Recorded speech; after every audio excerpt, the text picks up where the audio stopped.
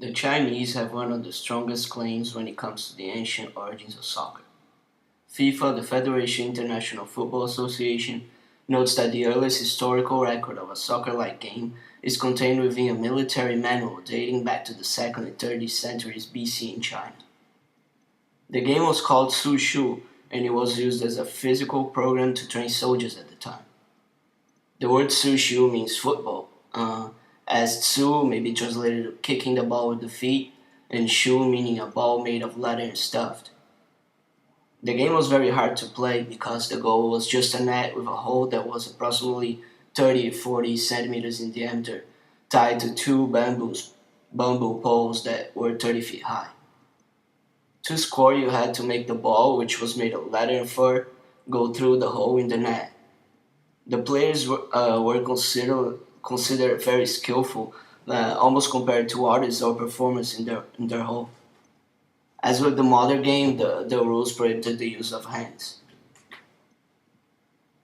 Su Shu was also played as part of the emperor's birthday celebration, and it was probably one of the first examples of an exhibition match where people were watching it.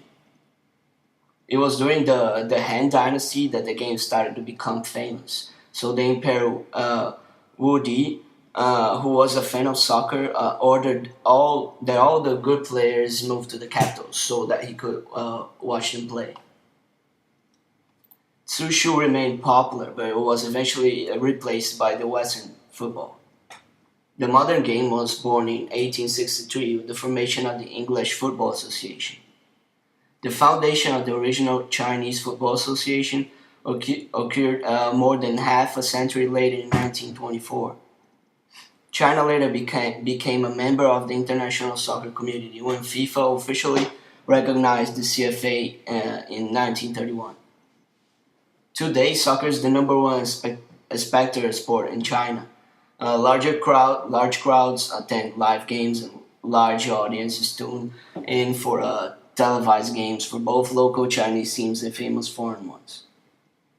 By one count, 3.5 million of China's roughly 600 million soccer fans regularly attend soccer matches at local stadiums. Soccer is also the first sport in China to find some commercial success. The players are highly paid and many earn over 100 grand a year, a considerable sum in China. At home and in restaurants and tea houses, men spend a lot of time sitting around radios or televisions tuning into soccer matches. Besides its popularity, the Chinese recently started losing interest in the sport due to poor performances by the national team.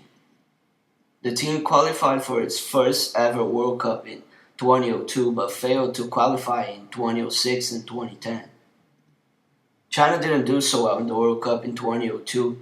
It didn't score any goals and lost all three of its games, 4-0 to Brazil, 3-0 to Turkey, and 2-0 to Costa Rica. After the loss to Turkey, the General Secretary of the Asian Football Confederation said that Asian teams could not compete against the hardcore professionals in Europe and Latin America. When China failed to qualify to 2010 World Cup, a 23-year-old fan told the Los Angeles Times, "We are 1.3 billion people. Can we find at least 11 guys who are good at soccer?"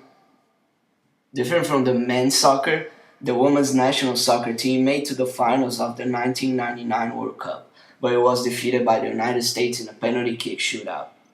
In 2003 World Cup, China was defeated in the quarterfinals by Canada 1-0.